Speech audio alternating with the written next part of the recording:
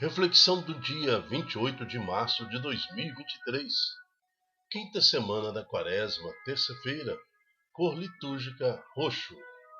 Santo do dia, São Sebastião Pelczar. Em tudo serviu a Deus, por isso se consumiu. Nos anos de 1840 aos anos 1900, 1920 mais ou menos, São Sebastião Pelczar foi um grande ícone na igreja, um grande exemplo a ser seguido. Senhor Jesus, como São Sebastião Pelczar, que eu saiba em tudo servir a Deus e por ele, por Deus, me consumir. Amém. Ouve, Senhor, e escutai a minha oração, e chegue até vós o meu clamor. Assim é o responsório de hoje, no Salmo 101. Ouvi, Senhor, e escutai a minha oração, e chegue até vós o meu clamor. Às vezes nós estamos tão perdidos, tão fracos na fé, e a nossa fé nos confunde no meio do caminho, na nossa fraqueza, no nome do Senhor Jesus, a falta de experiência no Senhor nos faz desviar do caminho. Mas ouve, Senhor, o Espírito em mim, ouve, Senhor, o meu clamor, por mais silencioso que seja, por mais dificultoso que seja, ouve, Senhor, escutai a minha oração e chegue até vós o meu clamor. Ouve, Senhor, e escutai a minha oração e chegue até vós o meu clamor. De mim não oculteis a vossa face no dia em que estou angustiado. Inclinai o vosso ouvido para mim. Ao invocar-vos, atendei-me sem demora. Primeira leitura. Estamos reunidos em nome do Pai, do Filho e do Espírito Santo. Amém. Está em Números, capítulo 21, de 4 a 9. Interessante que, em meio às angústias, nas necessidades do povo que é libertado de Israel, e agora enfrenta a realidade desta libertação ao atravessar o deserto, eles, no lugar de invocar a presença de Deus, de clamar a Deus, não. Em meio às dificuldades, eles começam a lamentar e começam a criticar Deus. Então, uma experiência contrária. Em meio à dificuldade, quando eu preciso da ação de Deus, eu vou me distanciar de Deus? Eu vou criticar? Eu vou lamentar? Não. Primeira coisa, invocar o nome do Senhor Jesus, como nos sugere o Salmo de hoje, o Salmo 101. Vamos ao texto. Naqueles dias, os filhos de Israel partiram do Monte Hor pelo caminho que leva ao Mar Vermelho para contornarem o país de Edom. Durante a viagem, o povo começou a impacientar-se e se pôs a falar contra Deus. Está vendo?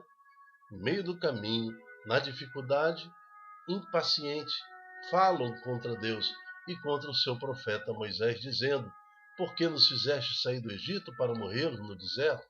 Não há pão, falta água, e já estamos com nojo desse alimento miserável, que é o maná que Deus dava todos os dias. Então o Senhor mandou contra o povo serpentes venenosas, que o mordiam. Aqui eu quero explicar esse versículo. Não é que o Senhor tenha aberto as portas e liberado a serpente contra o povo, não. É porque no deserto tinha essas serpentes e, sem a proteção do Senhor, o povo ficou exposto a estas serpentes. Então o Senhor mandou contra o povo serpentes venenosas, que os mordiam. E morreu muita gente em Israel. Então ali o povo experimentou o que é uma caminhada sem Deus. O povo foi ter com Moisés e disse: pecamos, falamos contra o Senhor e contra ti. Roga ao Senhor que afaste de nós essas serpentes. Moisés intercedeu pelo povo e o Senhor respondeu: faze uma serpente abrasadora e coloca como sinal sobre uma haste. Aquele que for mordido e olhar para ela viverá. Então, veja, a serpente no local era uma questão natural. A natureza tinha ali aquela serpente. Tanto que, mesmo diante da oração de Moisés, as serpentes não sumiram. Mas o que Deus fala aqui, aquele que for então picado pela serpente e olhar para aquela serpente de bronze, eles seriam curados. Moisés fez, pois, uma serpente de bronze e colocou-a como sinal sobre uma haste. Ali, esse versículo 9 já nos mostra profeticamente Cristo Jesus. Essa haste é uma espécie de cruz que ele colocou no deserto e ali enrolou a serpente, conforme está na figura ao lado ali. Então todo mundo que olhava para aquela cruz e olhava ali para a serpente, eles eram curados e não morriam da picada da cobra, da serpente. Quando alguém era mordido por uma serpente, olhava para a serpente de bronze e ficava curado. Então ali uma pré-figura, um anúncio já antecipado do poder que estava em Jesus Cristo. A serpente significa poder. Palavra do Senhor, graças a Deus. Aquele que for mordido e olhar para a serpente de bronze, viverá. Então, se você passa por dificuldade, se há uma angústia no seu coração, uma necessidade de um milagre, de uma intervenção de Deus, no lugar de lamentar e reclamar, olhe agora para aquele que está na cruz. Olhe agora para o Senhor Jesus. Olhe agora para aquele que ressuscitou. Olhe agora para aquele que está no nosso meio, sentado, que está à direita de Deus Pai. Olha para aquele que pode resolver o seu problema. Ouve, Senhor, e escutai a minha oração, e chegue até vós o meu clamor. Amém. Evangelho, no livro de João, capítulo 8, de 21 a 30. O Senhor esteja de nós. Proclamação do Evangelho de Jesus Cristo segundo João. Glória a vós, Senhor. Naquele tempo disse Jesus aos fariseus: Eu parto e vós me procurareis, mas morrereis no vosso pecado. Quer dizer, estou indo, vou partir, eu vou morrer.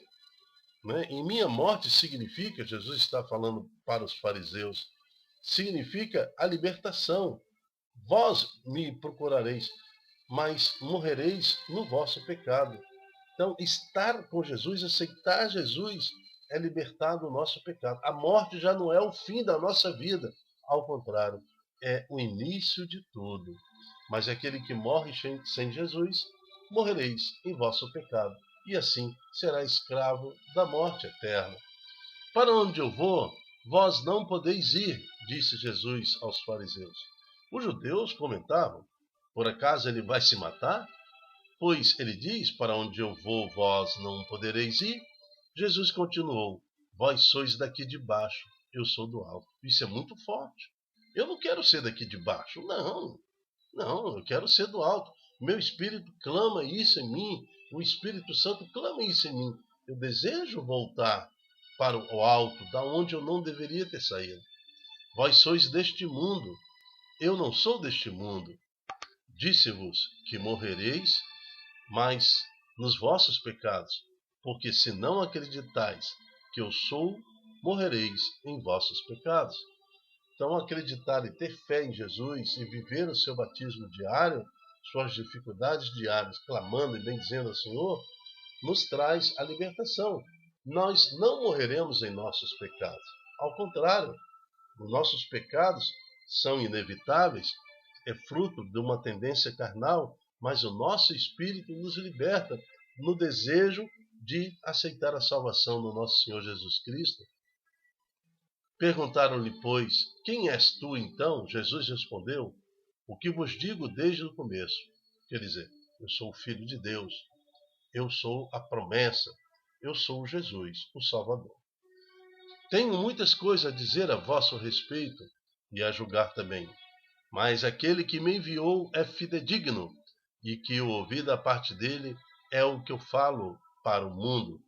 Eles não compreenderam que lhes estava falando do Pai. Por isso Jesus continuou: quando tiverdes elevado o Filho do Homem, então sabereis que eu sou, e que nada faço por mim mesmo, mas apenas falo aquilo que o Pai me ensinou. Jesus aqui falava e revelava as profecias bíblicas, as profecias das Escrituras, pois Isaías, no seu capítulo 52, 53, ele vai falar exatamente isso, que o Senhor, o Filho de Deus, a promessa de Deus, o Jesus Cristo, seria crucificado entre dois malfeitores.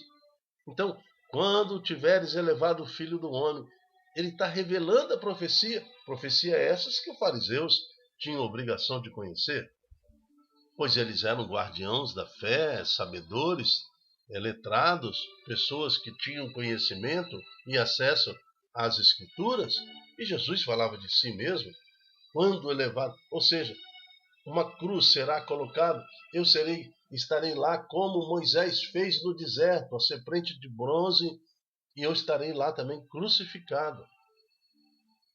Aquele que me enviou está comigo. Ele não me deixou sozinho, porque sempre faço o que é do seu agrado, continuou Jesus. Enquanto Jesus assim falava, muitos creram nele. Palavra da salvação. Glória a vós, Senhor. Jesus, quando fala de si mesmo, da sua morte na cruz, ele também nos lembra que sua morte será, e seu sangue, seu corpo, a sua morte, isso tudo acontecerá para a salvação de muitos. Mas Jesus não morreu por todos? Sim, a sua morte é para todos. A libertação proposta é para todos. Mas muitos serão salvos. Muitos, diferente de todos. Porque aquele que não aceita Jesus, aquele que continua a sua vida de pecador afastado do Senhor, não encontrará salvação. Então é necessário que nós nos desgastemos anunciando Jesus, como fez São Sebastião Pelczar, doando-se totalmente à causa do Evangelho, evangelizando, trazendo para Jesus quantas almas for necessário. Todo pai, toda mãe tem a responsabilidade de evangelizar a sua família. Todo filho, toda filha tem a responsabilidade de evangelizar a sua casa, seus pais, a família. Um desejo de Deus, porque é na família que a fé vai se prolongando. É na família que a fé vai fluindo de geração em geração. Ouve, Senhor, escutai a nossa oração e chegue até vós o nosso clamor. Amém. Eu me chamo Dilton Góes. O nosso projeto chama-se Ai de mim se não evangelizar. E queremos, Senhor, nesse tempo de quaresma, entregar o nosso sofrimento a Deus. Ao contrário do que fizeram vossos filhos lá no deserto, nós queremos, ao contrário, clamar a Deus, clamar a presença de Jesus em meio ao nosso sofrimento. Não queremos murmurar, não queremos falar contra Deus, contra o Senhor.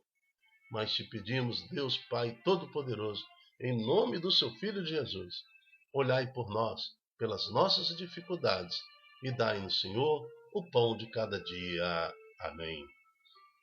Seja você um profeta do Senhor, um anunciador de Jesus Cristo. Multiplique em suas redes sociais a palavra de Deus. Faz com que essa palavra chegue até mais um coração necessitado. Aí você receberá a graça de Deus por ser um profeta. Até a próxima, se Deus quiser. Tchau, tchau.